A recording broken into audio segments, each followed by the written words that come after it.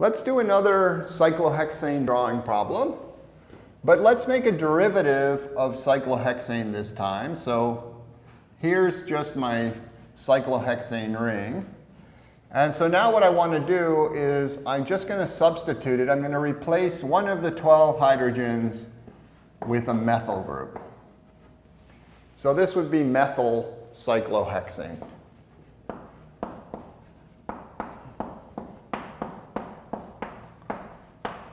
And what I would like you to do is first start by drawing the cyclohexane chair, your best cyclohexane chair, and then replace one of the 12 hydrogens with a methyl group.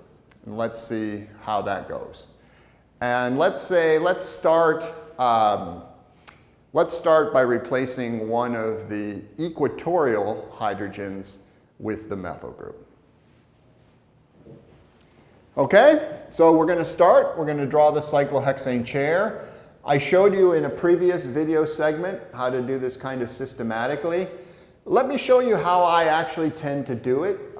You get the same result, but if you want to see, kind of how one could do this in a slightly different way.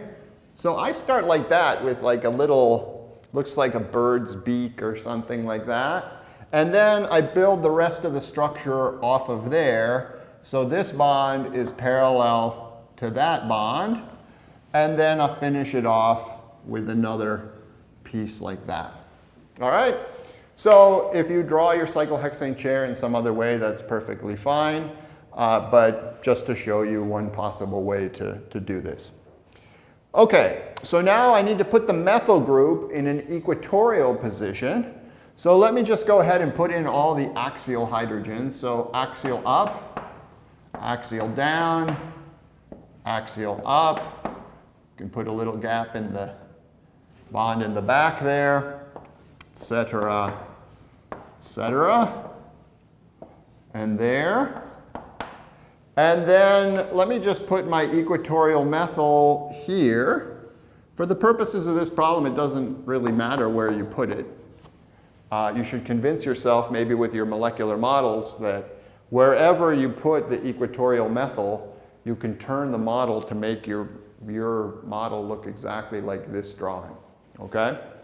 And let's see, I've got some equatorial hydrogens to fill in. So here's one. Notice that bond is parallel to this bond and this bond. I'll put the other equatorial hydrogens in as well.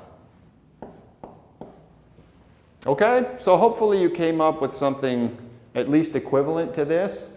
If you drew this in a slightly different way, or in what looks to you to be a different way, make a model that reflects exactly what you drew, and then see if you can turn that model over or upside down or whatever, and try to convince yourself that it's actually equivalent to what I've drawn here. Okay, so this methyl group is in the equatorial position. And now what I would like you to do is to carry out this process that we called chair-chair interconversion.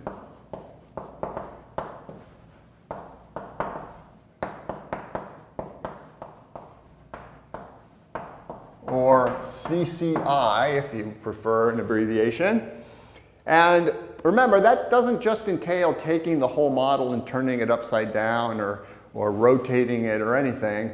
It's actually a conformational change of the molecule.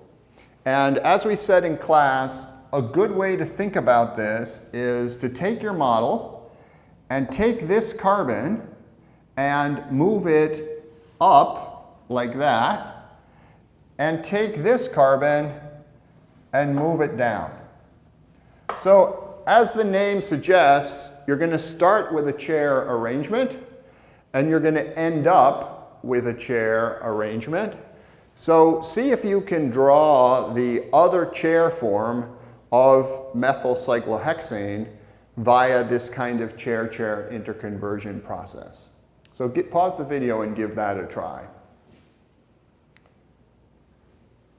Well, over here, let's keep track of this carbon. So let's call this carbon 1. And then let's just go around the ring, 3, 4, 5, and 6. So I'm going to move carbon 1 up.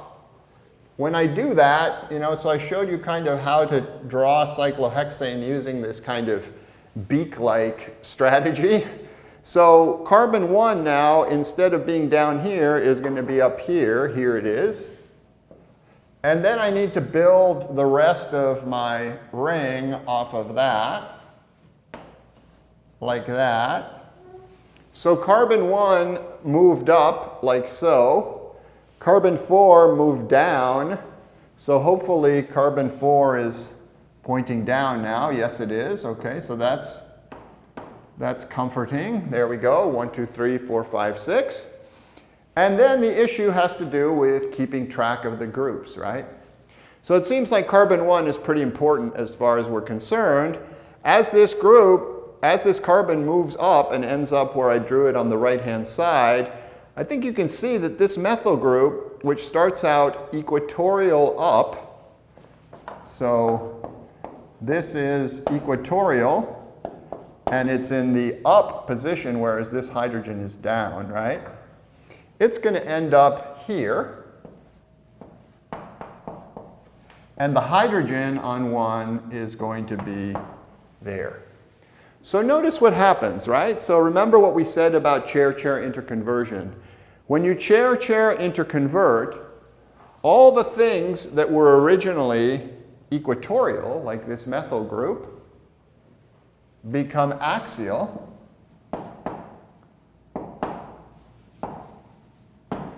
And all the things that were axial, like this hydrogen, become equatorial. So this hydrogen is now equatorial. This hydrogen here was axial. And then how about the upness or downness of a group upon chair-chair interconversion? So focus on the methyl. It started out equatorial up, and it ended up what? Axial and still up. And the hydrogen, which was axial and down, has now become equatorial and down. Okay? So can you make a little synopsis of what happens to axial groups and what happens to equatorial groups upon chair-chair interconversion, and what happens to up groups and what happens to down groups when you chair-chair interconvert? Just a little table, maybe. So here's the chair-chair interconversion process, right? We know now that axial groups chair-chair interconvert and give equatorial groups. Up groups upon chair-chair interconversion remain up. And down groups, when you chair-chair interconvert, remain down. So the upness and downness of a group is preserved upon chair-chair interconversion, but the axial and equatorial nature is interchanged. Okay? All right, so hopefully you're able to think about that. The next question is, which of these two conformations, so this is the methyl equatorial, and this is the methyl axial, which of these two conformations is more energetically favorable? So this is a concept that you should kind of know just right off the bat. Is it, generally speaking, I mean there's always exceptions, but generally speaking, in the vast majority of the cases, is it more favorable to have a given group in an equatorial position or in an axial position? It is more favorable to have the group in an equatorial position. Okay, so this side is thermodynamically favored.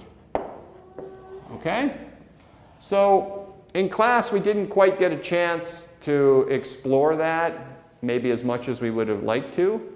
So it's conformational analysis like we did when we did the conformational analysis of ethane or propane or butane or what have you, where we look for the types of interactions that we're familiar with, eclipsing interactions, gauche interactions, those sorts of things. And we try to compare the two sides of the equilibrium, the equatorial methyl versus the axial methyl.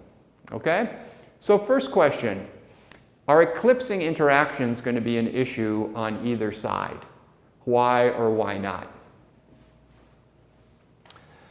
Well, eclipsing interactions are not going to be an issue because remember, chair cyclohexane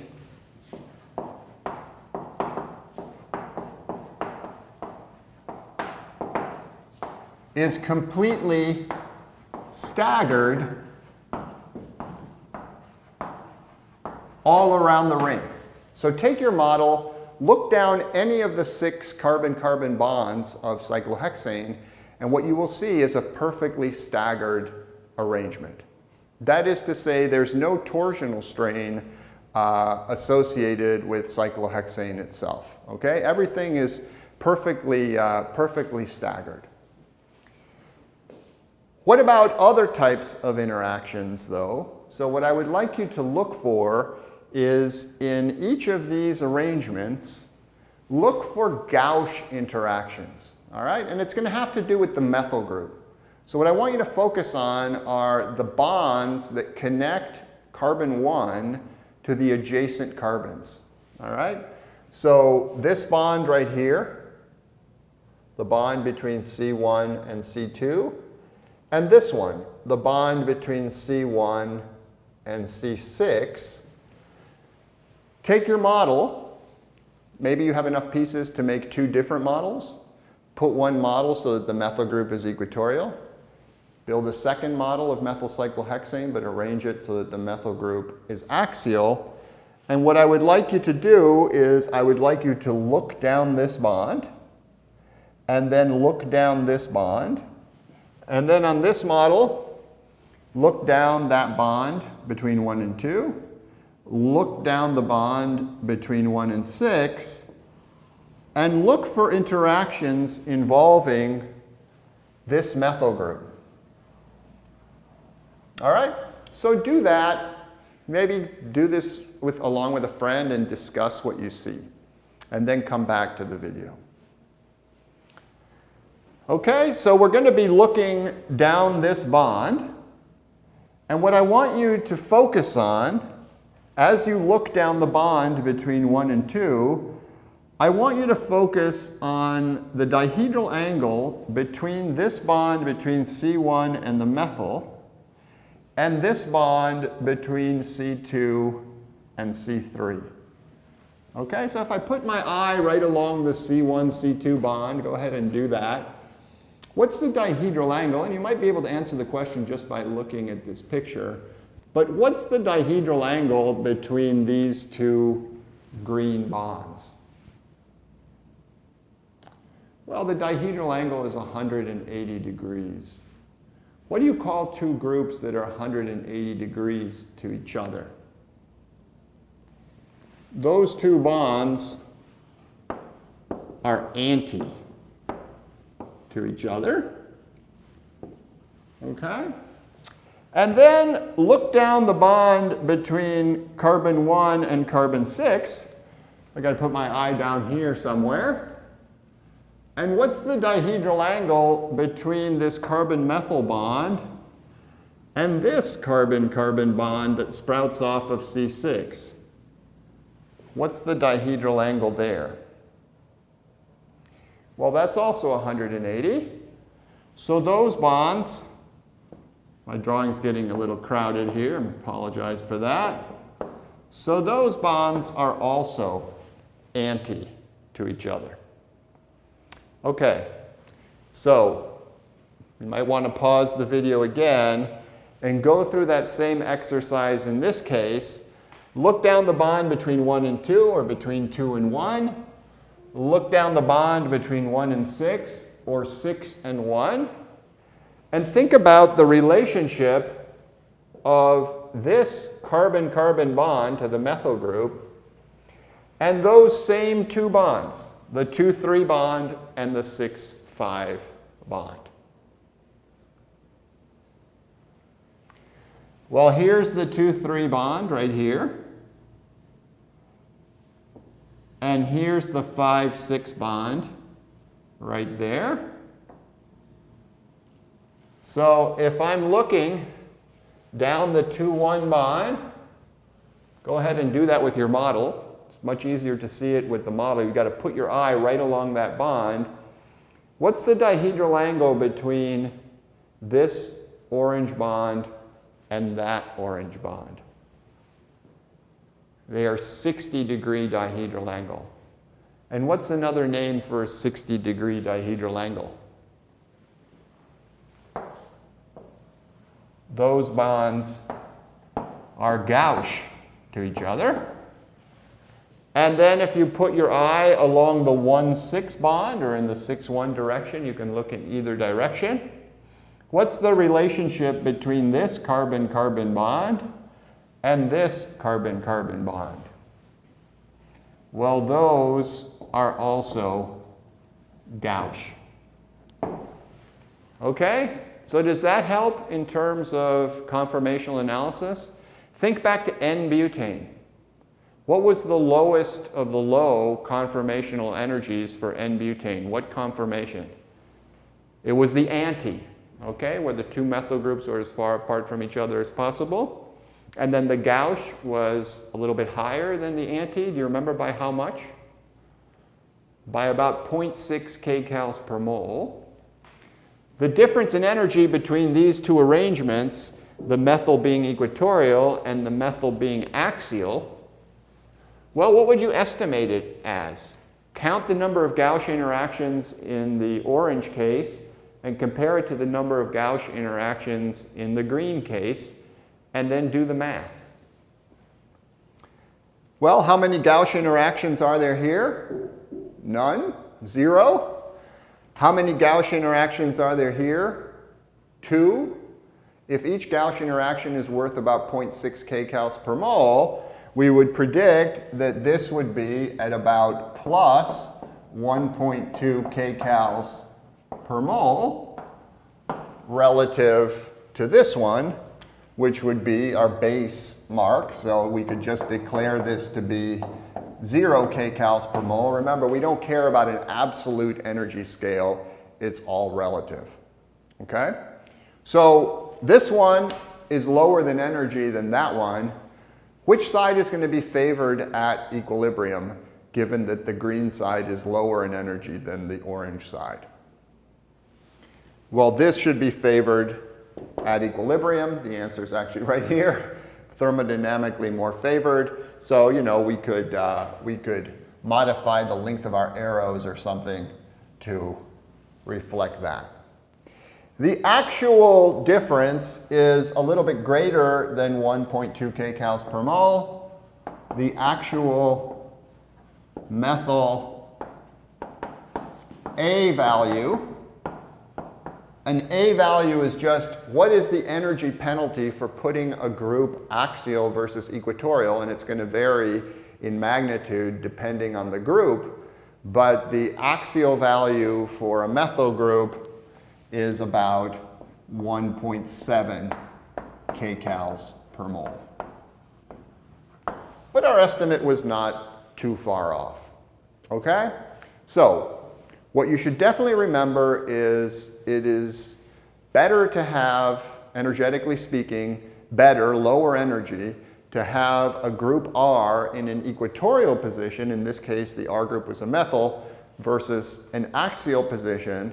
And that effect comes from this phenomenon where you have more types of energy costing interactions when you have a group axial than when you place that group equatorial.